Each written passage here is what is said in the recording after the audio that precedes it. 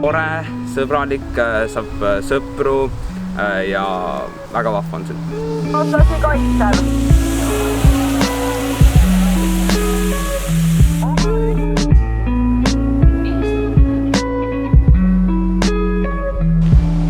Väga hea, aitäh! Peaks olema minu arust vähemalt natukene ausust. Selles mõttes, et kui sa lähed intervjuule ja sul küsitakse, miks sa tööd tahad, siis jah, töökogemus ja kõik see on asi, aga sa võid öelda, et sa tuled raha pärast kaasa. Saab raha. Raha? Raha ju.